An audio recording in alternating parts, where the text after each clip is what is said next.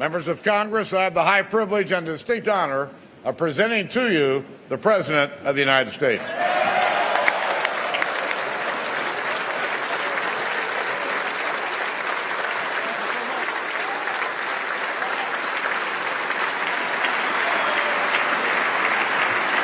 Thank you. Thank you so much. Please. Mr. Speaker, Mr. Vice President, members of Congress, my fellow Americans. We are 15 years into this new century. 15 years that dawned with terror touching our shores, that unfolded with a new generation fighting two long and costly wars, that saw a vicious recession spread across our nation and the world. It has been and still is a hard time for many.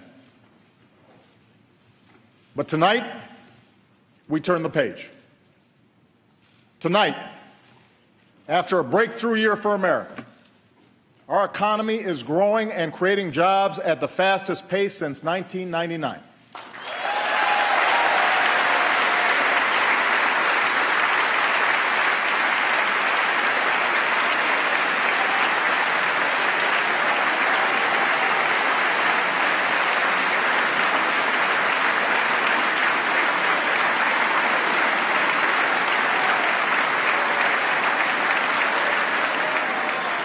Our unemployment rate is now lower than it was before the financial crisis.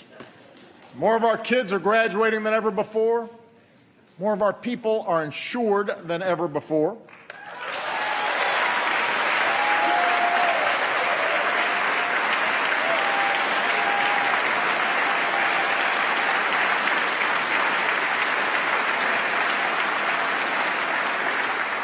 And we are as free from the grip of foreign oil as we've been in almost 30 years.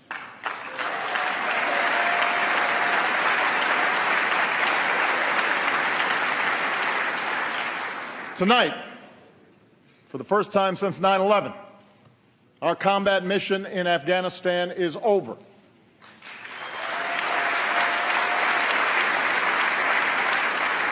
Six years ago, nearly 180,000 American troops served in Iraq and Afghanistan. Today, fewer than 15,000 remain. And we salute the courage and sacrifice of every man and woman in this 9/11 generation who has served to keep us safe. We are humbled and grateful for your service.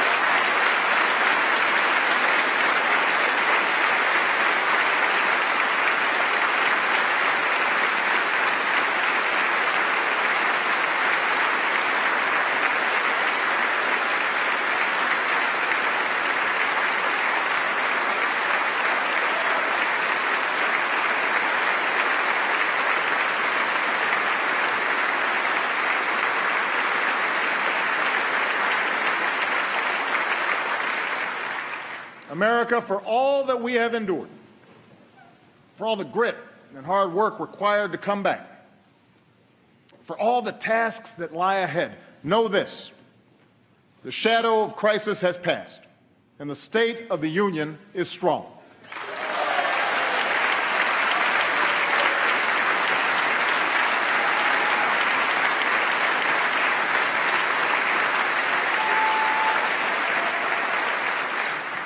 At this moment, with a growing economy, shrinking deficits, bustling industry, booming energy production, we have risen from recession freer to write our own future than any other nation on earth.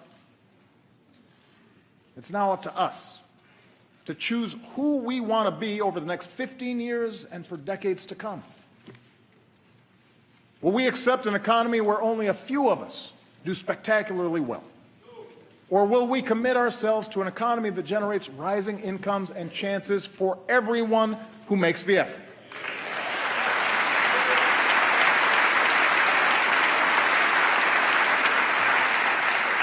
Will we approach the world fearful and reactive, dragged into costly conflicts that strain our military and set back our standing? Or will we lead wisely, using all elements of our power to defeat new threats and protect our planet? Will we allow ourselves to be sorted into factions and turned against one another? Or will we recapture the sense of common purpose that has always propelled America forward? In 2 weeks, I will send this Congress a budget filled with ideas that are practical, not partisan. And in the months ahead, I'll crisscross the country making a case for those ideas. So tonight, I want to focus less on a checklist of proposals and focus more on the values at stake in the choices before us. It begins with our economy. 7 years ago, Rebecca and Ben Earler of Minneapolis were newlyweds.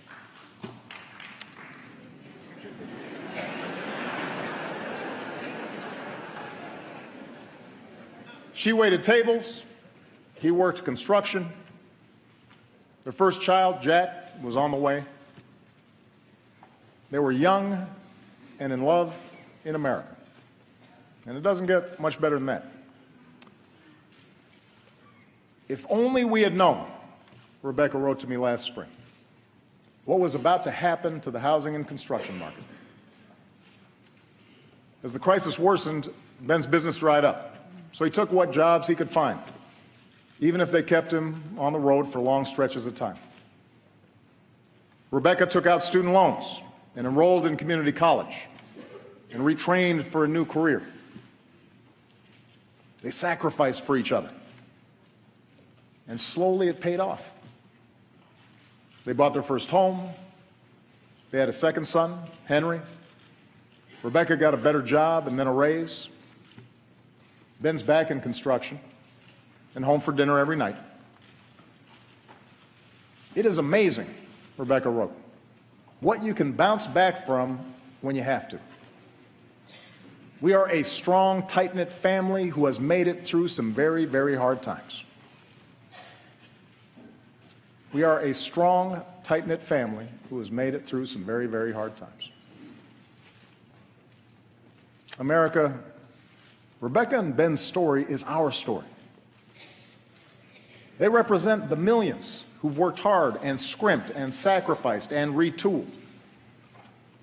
You are the reason that I ran for this office. You are the people I was thinking of 6 years ago today, in the darkest months of the crisis, when I stood on the steps of this Capitol and promised we would rebuild our economy on a new foundation. And it has been your resilience, your effort, that has made it possible for our country to emerge stronger. We believed we could reverse the tide of outsourcing and draw new jobs to our shores.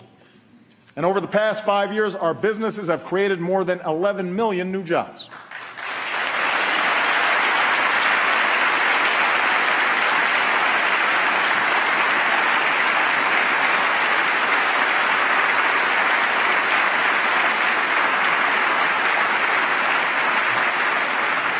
We believed we could reduce our dependence on foreign oil and protect our planet.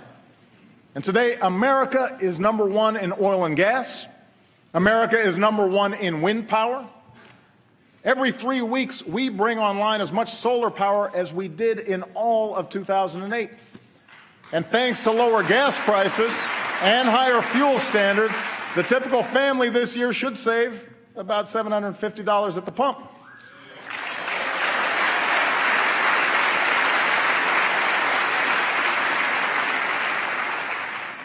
We believed we could prepare our kids for a more competitive world. And today, our younger students have earned the highest math and reading scores on record.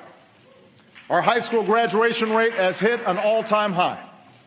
More Americans finish college than ever before.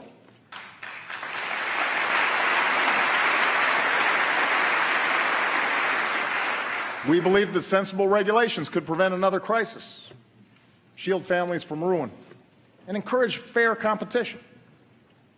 Today, we have new tools to stop taxpayer-funded bailouts and a new consumer watchdog to protect us from predatory lending and abusive credit card practices. And in the past year alone, about 10 million uninsured Americans finally gained the security of health coverage.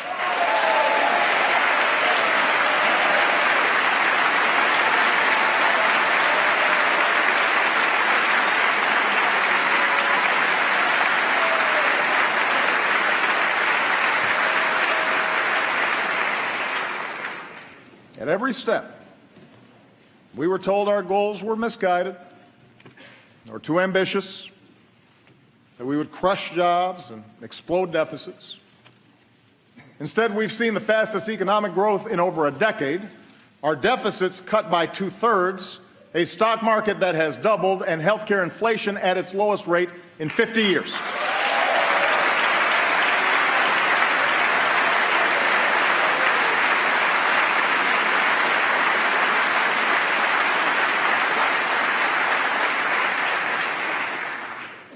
This is good news, people.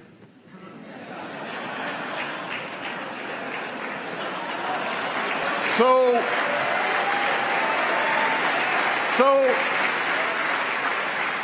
the verdict is clear. Middle-class economics works. Expanding opportunity works. And these policies will continue to work as long as politics don't get in the way. We can't slow down businesses or put our economy at risk with government shutdowns or fiscal showdowns. We can't put the security of families at risk by taking away their health insurance or unraveling the new rules on Wall Street or refighting past battles on immigration when we've got to fix a broken system. And if a bill comes to my desk that tries to do any of these things, I will veto it. It will have earned my veto.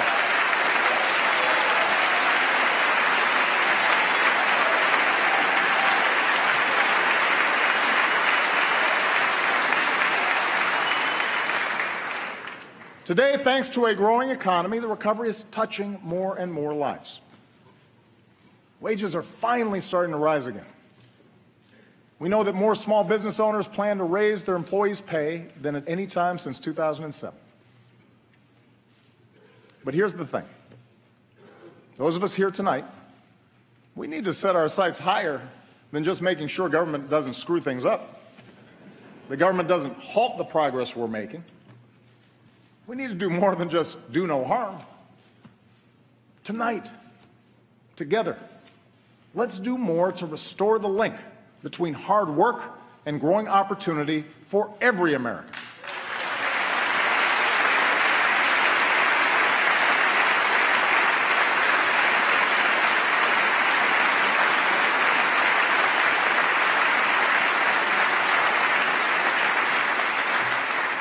Because families like Rebecca's still need our help. She and Ben are working as hard as ever, but they've had to forego vacations and a new car so that they can pay off student loans and save for retirement. Friday night pizza, that's a big splurge. Basic child care for Jack and Henry costs more than their mortgage and almost as much as a year at the University of Minnesota. Like millions of hardworking Americans, Rebecca isn't asking for a handout, but she is asking that we look for more ways to help families get ahead.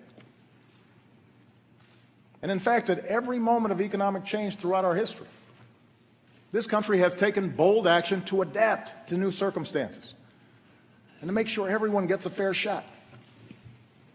We set up worker protections, Social Security, Medicare, Medicaid, to protect ourselves from the harshest adversity. We gave our citizens schools and colleges, infrastructure, and the internet, tools they needed to go as far as their efforts and their dreams will take them. That's what middle-class economics is. The idea that this country does best when everyone gets their fair shot. Everyone does their fair share. Everyone plays by the same set of rules.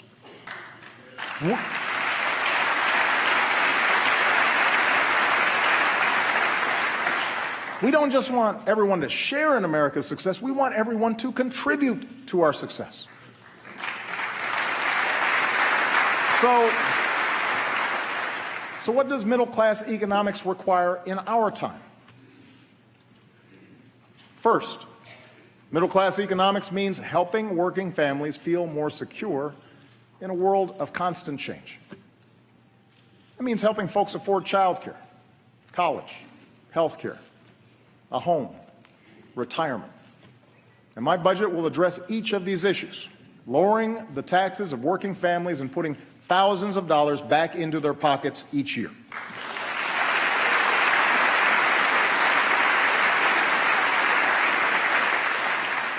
Here's one example.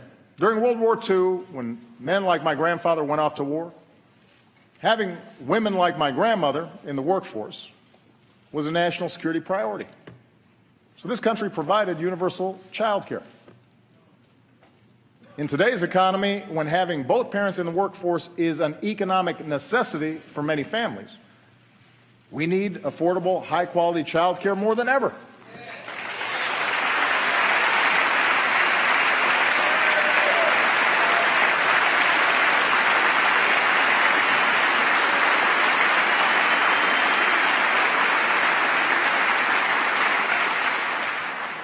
It's not a nice to have, it's a must have. So it's time we stop treating child care as a side issue or as a women's issue and treat it like the national economic priority that it is for all of us.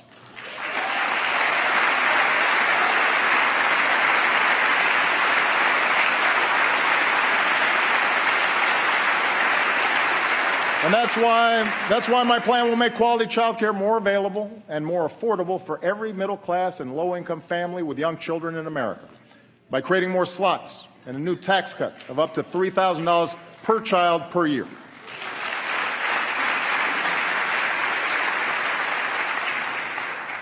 Here's another example.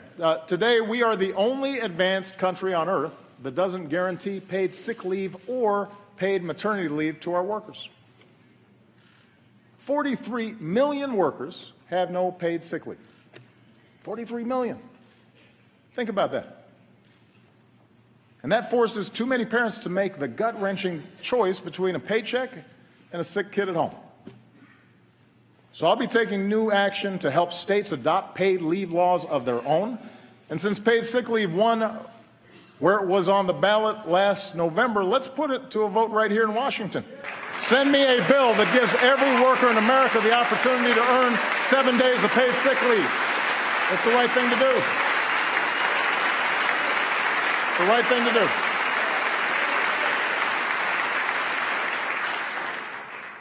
Of course, nothing helps families make ends meet like higher wages. That's why this Congress still needs to pass a law that makes sure a woman is paid the same as a man for doing the same work.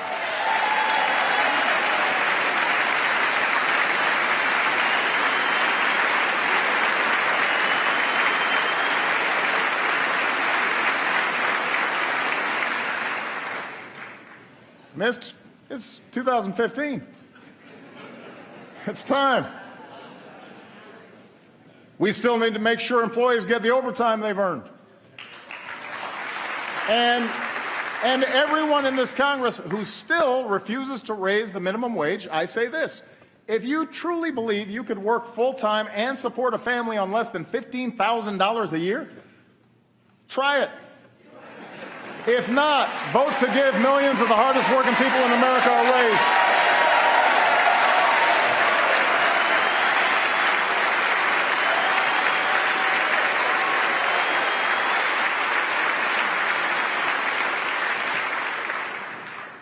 Now, these ideas won't make everybody rich, won't relieve every hardship. That's not the job of government. To give working families a fair shot, we still need more employers to see beyond next quarter's earnings and recognize that investing in their workforce is in their company's long-term interest. We still need laws that strengthen rather than weaken unions and give American workers a voice. But you know, things like child care and sick leave and equal pay, things like lower mortgage premiums and a higher minimum wage, these ideas will make a meaningful difference in the lives of millions of families. That's a fact. And that's what all of us, Republicans and Democrats alike, were sent here to do. And second, to make sure folks keep earning higher wages down the road, we have to do more to help Americans upgrade their skills. You know, America thrived in the 20th century because we made high school free, sent a generation of GIs to college, trained the best workforce in the world. We were ahead of the curve. But other countries caught on. And in a 21st century economy that rewards knowledge like never before, we need to up our game. We need to do more. By the end of this decade, 2 in 3 job openings will require some higher education. 2 in 3. And yet we still live in a country where too many bright, striving Americans are priced out of the education they need. It's not fair to them, and it's sure not smart for our future. And that's why I'm sending this Congress a bold new plan to lower the cost of community college to zero.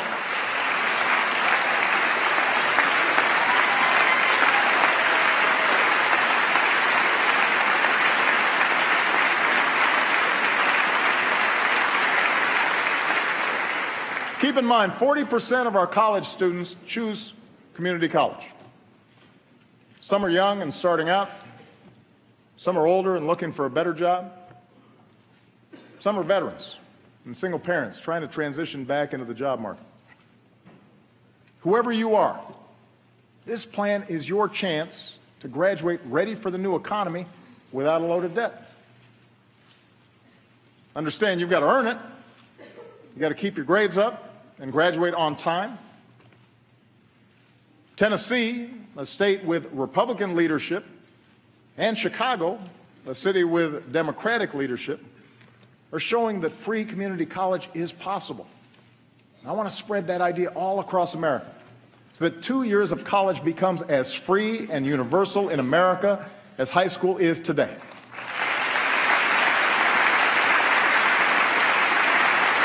Let's stay ahead of the curve. And I want to work with this Congress to make sure those already burdened with student loans can reduce their monthly payments so that student debt doesn't derail anyone's dreams. Thanks to Vice President Biden's great work to update our job training system, we're connecting community colleges with local employers to train workers to fill high-paying jobs like coding and nursing and robotics. Tonight, I'm also asking more businesses to follow the lead of companies like CVS and UPS and offer more educational benefits and paid apprenticeships, opportunities that give workers the chance to earn higher-paying jobs even if they don't have a higher education. And as a new generation of veterans comes home, we owe them every opportunity to live the American dream they helped defend. Already we've made strides towards ensuring that every veteran has access to the highest quality care. We're slashing the backlog that had too many veterans waiting years to get the benefits they need. And we're making it easier for vets to translate their training and experience into civilian jobs.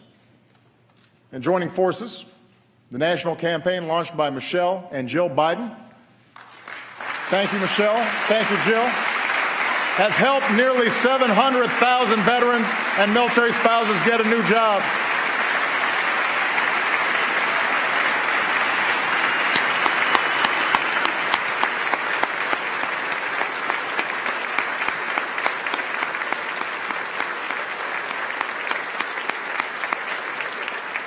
So to every CEO in America, let me repeat, if you want somebody who's going to get the job done and done right, hire a veteran.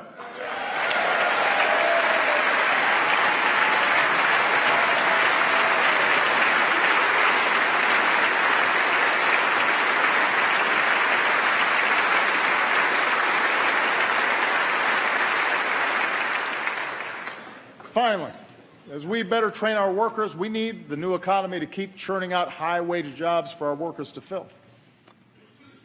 Since 2010, America has put more people back to work than Europe, Japan, and all advanced economies combined.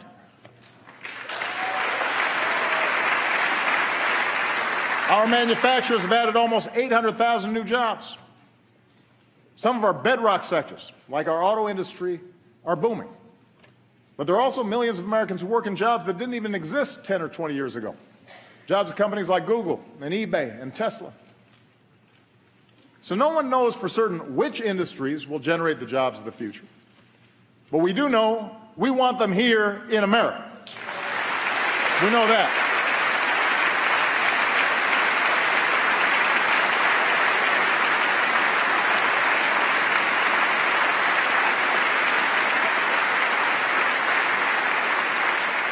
And that's why the third part of middle-class economics is all about building the most competitive economy anywhere, the place where businesses want to locate and hire.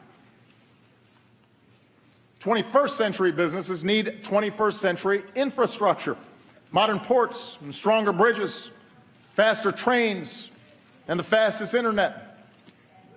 Democrats and Republicans used to agree on this. So let's set our sights higher than a single oil pipeline. Let's pass a bipartisan infrastructure plan that could create more than 30 times as many jobs per year and make this country stronger for decades to come. Let's do it. Let's get it done. Let's get it done. 21st century businesses, including small businesses, need to sell more American products overseas. Today, our businesses export more than ever, and exporters tend to pay their workers higher wages. But as we speak, China wants to write the rules for the world's fastest-growing region. That would put our workers and our businesses at a disadvantage. Why would we let that happen? We should write those rules. We should level the playing field. That's why I'm asking both parties to give me trade promotion authority to protect American workers with strong new trade deals from Asia to Europe that aren't just free, but are also fair. It's the right thing to do.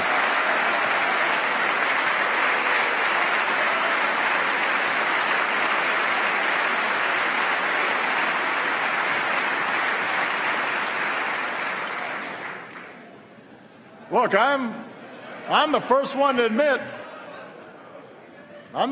admit that past trade deals haven't always lived up to the hype. And that's why we've gone after countries that break the rules at our expense. But 95% of the world's customers live outside our borders. We can't close ourselves off from those opportunities. More than half of manufacturing executives have said they're actively looking to bring jobs back from China. So let's give them one more reason to get it done. 21st century businesses will rely on American science and technology, research and development. I want the country that eliminated polio and mapped the human genome to lead a new era of medicine, one that delivers the right treatment at the right time.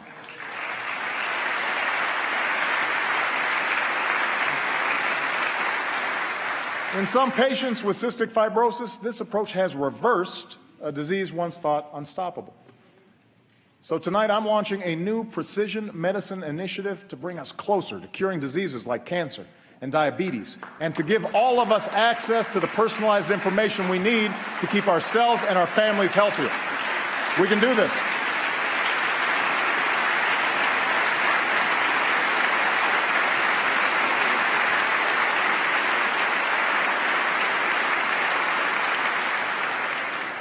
I intend to protect a free and open internet, extend its reach to every classroom and every community, and help folks build the fastest networks so that the next generation of digital innovators and entrepreneurs have the platform to keep reshaping our world.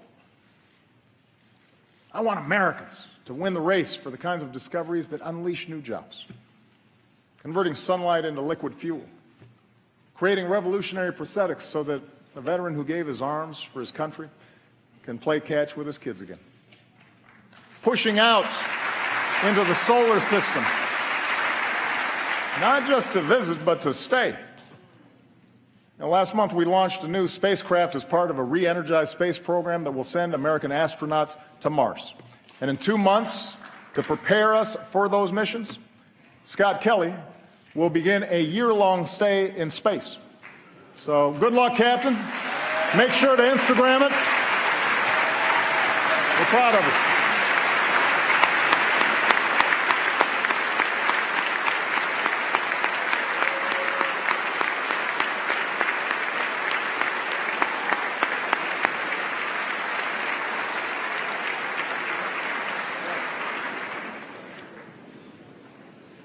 Now, the truth is, when it comes to issues like infrastructure and basic research, I know there's bipartisan support in this chamber. Members of both parties have told me so. Where we too often run onto the rocks is how to pay for these investments. As Americans, we don't mind paying our fair share of taxes as long as everybody else does too. But for far too long, lobbyists have rigged the tax code with loopholes that let some corporations pay nothing while others pay full freight. They've riddled it with giveaways that the super rich don't need while denying a break to middle-class families who do. This year we have an opportunity to change that. Let's close loopholes so we stop rewarding companies that keep profits abroad and reward those that invest here in America.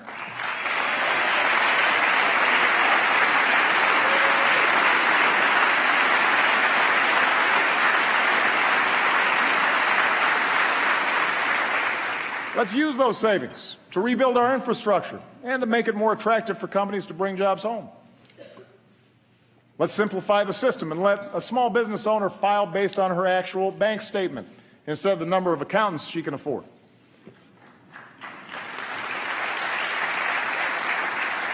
And let's close the loopholes that lead to inequality by allowing the top 1% to avoid paying taxes on their accumulated wealth. We can use that money to help more families pay for child care and send their kids to college. We need a tax code that truly helps working Americans trying to get a leg up in the new economy, and we can achieve that together.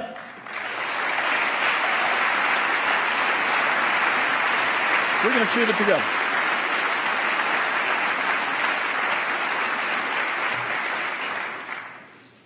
Helping hardworking families make ends meet. Giving them the tools they need for good-paying jobs in this new economy. Maintaining the conditions of growth and competitiveness. This is where America needs to go. I believe it's where the American people want to go. It'll make our economy stronger a year from now, 15 years from now, and deep into the century ahead. Of course, if there's one thing this new century has taught us, is that we cannot separate our work here at home from challenges beyond our shores. My first duty as Commander-in-Chief is to defend the United States of America. And in doing so, the question is not whether America leads in the world, but how. When we make rash decisions, reacting to the headlines instead of using our heads, when the first response to a challenge is to send in our military, then we risk getting drawn into unnecessary conflicts and neglect the broader strategy we need for a safer, more prosperous world. That's what our enemies want us to do. I believe in a smarter kind of American leadership. We lead best when we combine military power with strong diplomacy, when we leverage our power with coalition building, when we don't let our fears blind us to the opportunities that this new century presents. That's exactly what we're doing right now. And around the globe, it is making a difference. First, we stand united with people around the world who've been targeted by terrorists, from a school in Pakistan to the streets of Paris. We will continue to hunt down terrorists and dismantle their networks, and we reserve the right to act unilaterally, as we have done relentlessly since I took office, to take out terrorists who pose a direct threat to us and our allies.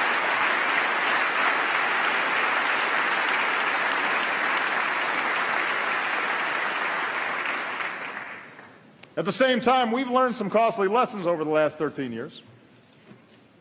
Instead of Americans patrolling the valleys of Afghanistan, we've trained their security forces, who've now taken the lead. And we've honored our troops' sacrifice by supporting that country's first democratic transition. Instead of sending large ground forces overseas, we're partnering with nations from South Asia to North Africa to deny safe haven to terrorists who threaten America. In Iraq and Syria, American leadership, including our military power, is stopping ISIL's advance. Instead of getting dragged into another ground war in the Middle East, we are leading a broad coalition, including Arab nations, to degrade and ultimately destroy this terrorist group. We're also supporting a moderate opposition in Syria that can help us in this effort, and assisting people everywhere who stand up to the bankrupt ideology of violent extremism. Now, this effort will take time. It will require focus. But we will succeed. And tonight I call on this Congress to show the world that we are united in this mission by passing a resolution to authorize the use of force against ISIL. We need that authority. Second, we're demonstrating the power of American strength and diplomacy. We're upholding the principle that bigger nations can't bully the small by opposing Russian aggression and supporting Ukraine's democracy and reassuring our NATO allies.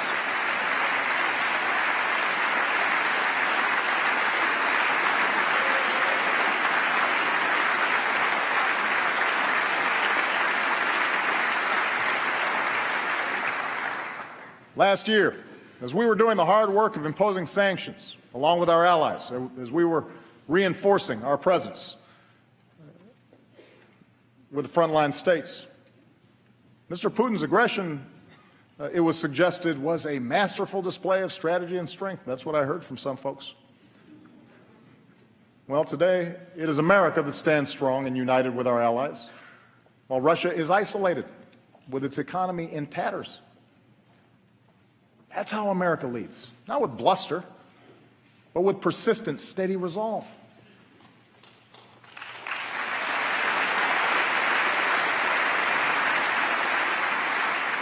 You know, in Cuba, we are ending a policy that was long past its expiration date.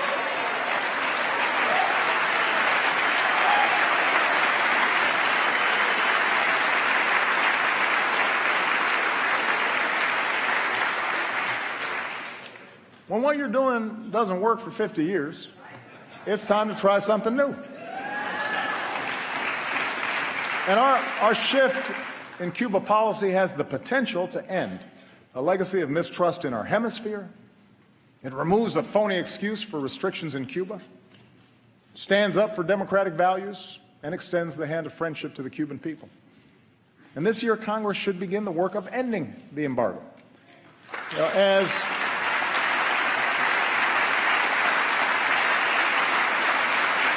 His Holiness Pope Francis has said, diplomacy is the work of small steps. These small steps have added up to new hope for the future in Cuba. And after years in prison, we are overjoyed that Alan Gross is back where he belongs. Welcome home, Alan. We're glad you're here.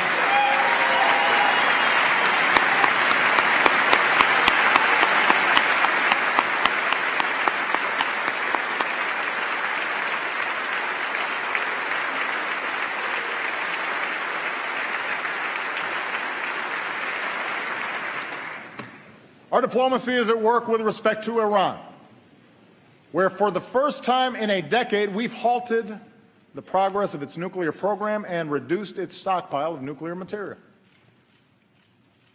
Between now and this spring, we have a chance to negotiate a comprehensive agreement that prevents a nuclear-armed Iran, secures America and our allies, including Israel, while avoiding yet another Middle East conflict.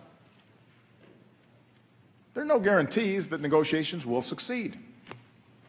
And I keep all options on the table to prevent a nuclear Iran. But new sanctions passed by this Congress at this moment in time will all but guarantee that diplomacy fails, alienating America from its allies, making it harder to maintain sanctions, and ensuring that Iran starts up its nuclear program again. It doesn't make sense. And that's why I will veto any new sanctions bill that threatens to undo this progress.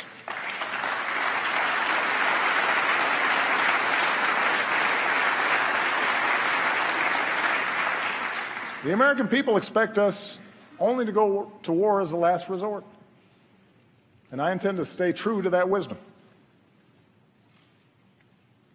Third, we're looking beyond the issues that have consumed us in the past to shape the coming century. No foreign nation, no hacker should be able to shut down our networks, steal our trade secrets, or invade the privacy of American families, especially our kids.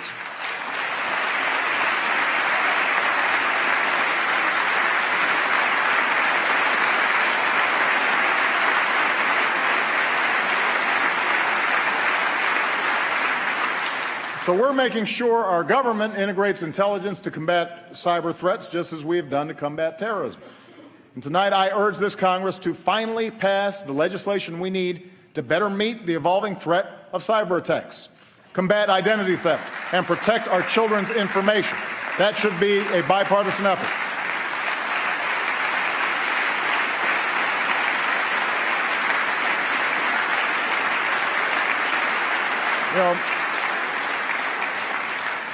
If we don't act, we'll leave our nation and our economy vulnerable. If we do, we can continue to protect the technologies that have unleashed untold opportunities for people around the globe. In West Africa, our troops, our scientists, our doctors, our nurses, our healthcare workers are rolling back Ebola, saving countless lives and stopping the spread of disease.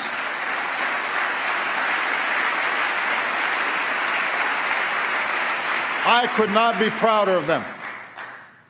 And I thank this Congress for your bipartisan support of their efforts. But the job is not yet done, and the world needs to use this lesson to build a more effective global effort to prevent the spread of future pandemics, invest in smart development, and eradicate extreme poverty.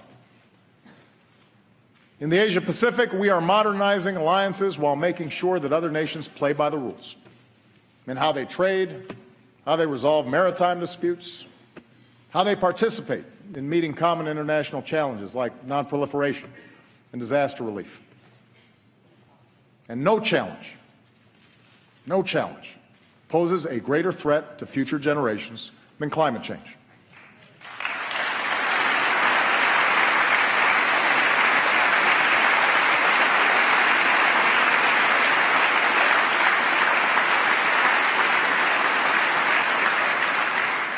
2014 was the planet's warmest year on record. Now, one year doesn't make a trend, but this does.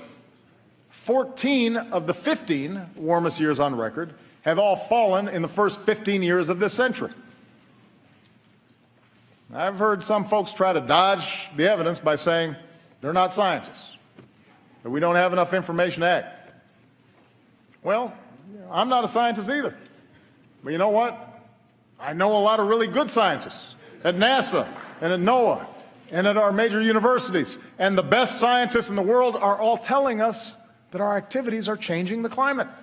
And if we don't act forcefully, we'll continue to see rising oceans, longer, hotter heat waves, dangerous droughts and floods, and massive disruptions that can trigger greater migration and conflict and hunger around the globe. The Pentagon says that climate change poses immediate risks to our national security. We should act like it. And that's why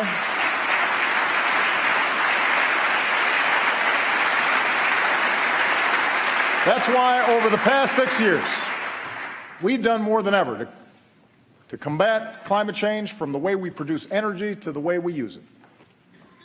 That's why we've set aside more public lands and waters than any administration in history. And that's why I will not let this Congress endanger the health of our children by turning back the clock on our efforts. I am determined to make sure that American leadership drives international action.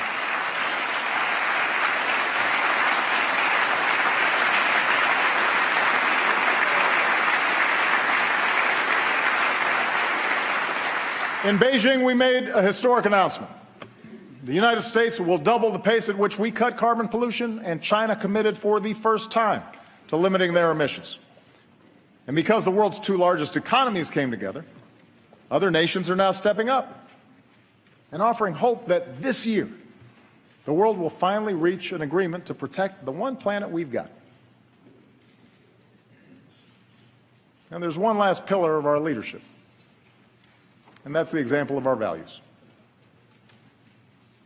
As Americans, we respect human dignity even when we're threatened, which is why I have prohibited torture and worked to make sure our use of new technology like drones is properly constrained.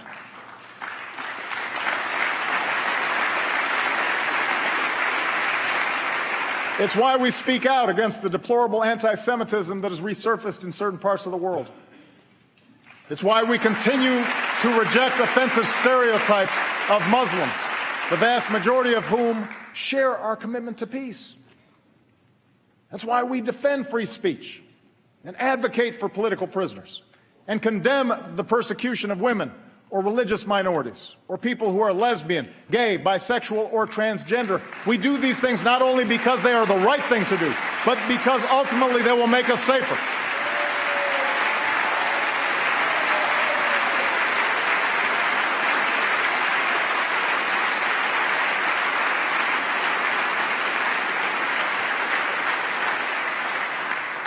As Americans, we have a profound commitment to justice.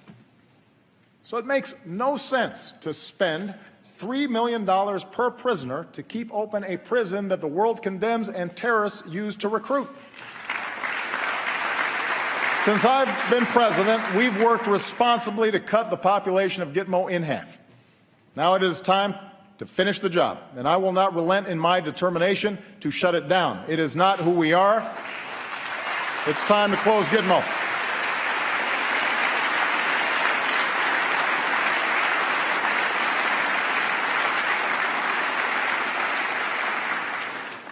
As Americans, we cherish our civil liberties, and we need to uphold that commitment if we want maximum cooperation from other countries and industry in our fight against terrorist networks. So while some have moved on from the debates over our surveillance programs, I have not. As promised, our intelligence agencies have worked hard with the recommendations of privacy advocates to increase transparency and build more safeguards against potential abuse. And next month, we'll issue a report on how we're keeping our promise to keep our country safe while strengthening privacy.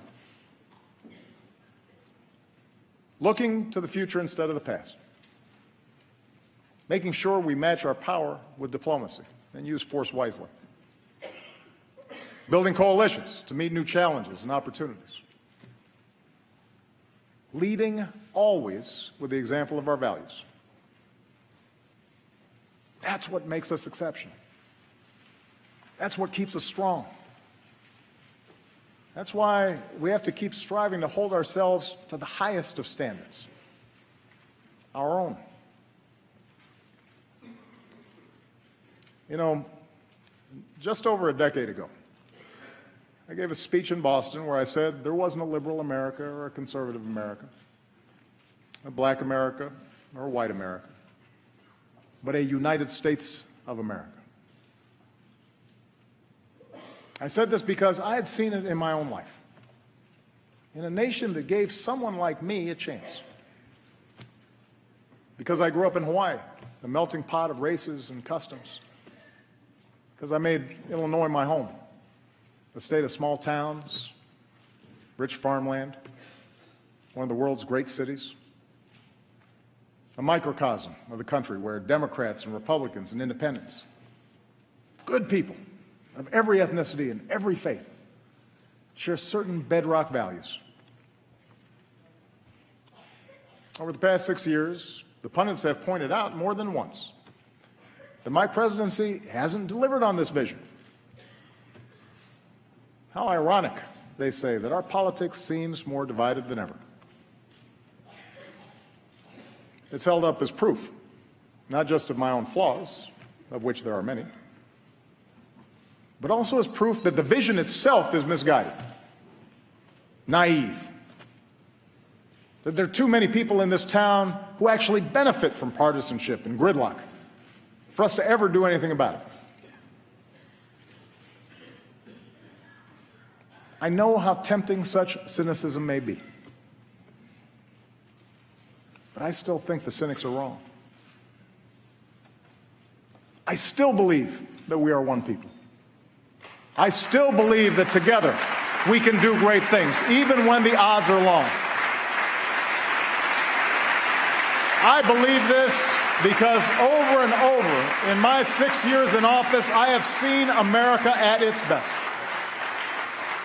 I've seen the hopeful faces of young graduates from New York to California, and our newest officers at West Point, Annapolis, Colorado Springs, New London.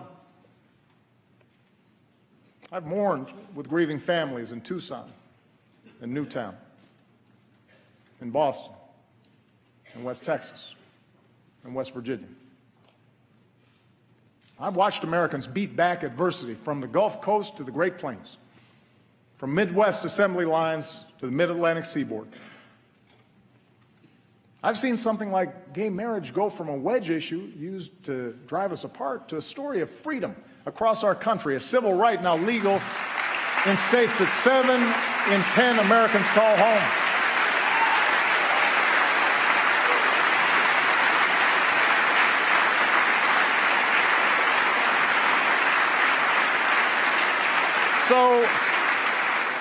So I know the good and optimistic and big-hearted generosity of the American people, who every day live the idea that we are our brother's keeper and our sister's keeper. And I know they expect those of us who serve here to set a better example. So the question for those of us here tonight is how we, all of us, can better reflect America's hopes. I've served in Congress with many of you. I know many of you well. There are a lot of good people here on both sides of the aisle. And many of you have told me that this isn't what you signed up for. Arguing past each other on cable shows, the constant fundraising, always looking over your shoulder at how the base will react to every decision. Imagine if we broke out of these tired old patterns. Imagine if we did something different. Understand, a better politics isn't one where Democrats abandon their agenda or Republicans simply embrace mine. A better politics is one where we appeal to each other's basic decency instead of our basest fears. A better politics is one where we debate without demonizing each other, where we talk issues and values and principles and facts rather than gotcha moments or trivial gaffes or fake controversies that have nothing to do with people's daily lives. A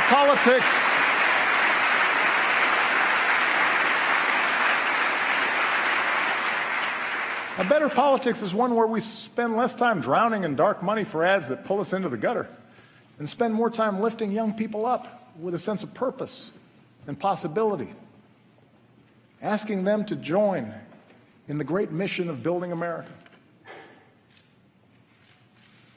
If we're going to have arguments, let's have arguments, but let's make them debates worthy of this body and worthy of this country.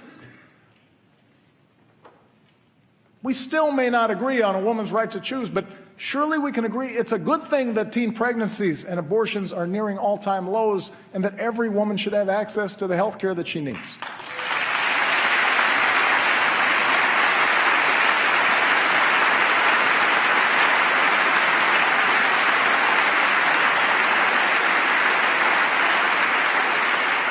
Yes, passions still fly on immigration, but surely we can all see something of ourselves in the striving young student and agree that no one benefits when a hardworking mom is snatched from her child, and then it's possible to shape a law that upholds our tradition as a nation of laws and a nation of immigrants.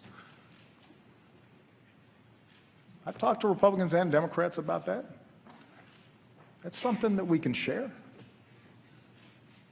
We may go at it in campaign season, but surely we can agree that the right to vote is sacred, that it's being denied to too many, and that on this 50th anniversary of the Great March from Selma to Montgomery and the passage of the Voting Rights Act, we can come together, Democrats and Republicans, to make voting easier for every single American.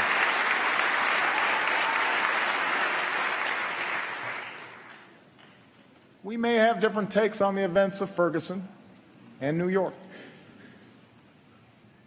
but surely we can understand a father who fears his son can't walk home without being harassed. And surely we can understand the wife who won't rest until the police officer she married walks through the front door at the end of his shift. And surely we can agree that it's a good thing that for the first time in 40 years, the crime rate and the incarceration rate have come down together. And use that as a starting point for Democrats and Republicans, community leaders and law enforcement to reform America's criminal justice system so that it protects and serves all of us.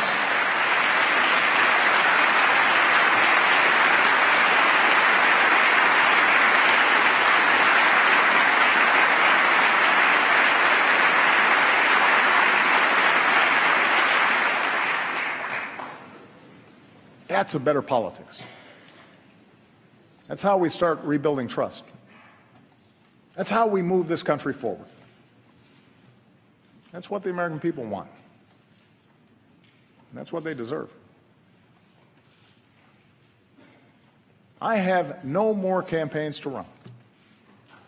My only agenda, I know because I won both of them.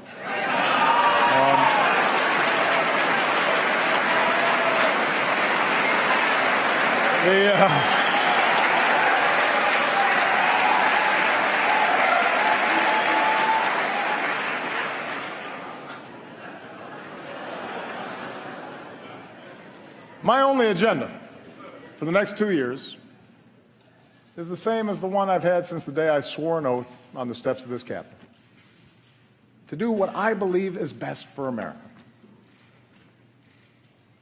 If you share the broad vision I outlined tonight, I ask you to join me in the work at hand.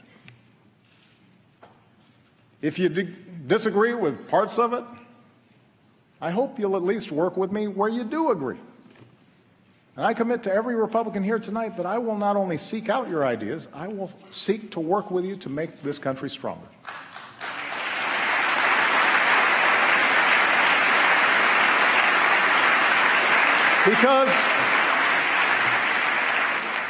Because I want this chamber, I want this city to reflect the truth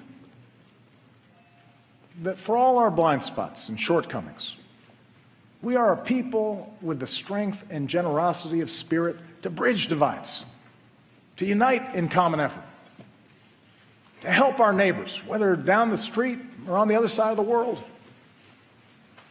I want our actions to tell every child in every neighborhood, your life matters. And we are committed to improving your life chances, as committed as we are to working on behalf of our own kids. I want future generations to know that we are a people who see our differences as a great gift, that we're a people who value the dignity and worth of every citizen. Man and woman, young and old, black and white, Latino, Asian, immigrant, Native American, gay, straight, Americans with mental illness or physical disability. Everybody matters. I want them to grow up in a country that shows the world what we still know to be true, that we are still more than a collection of red states and blue states, that we are the United States of America.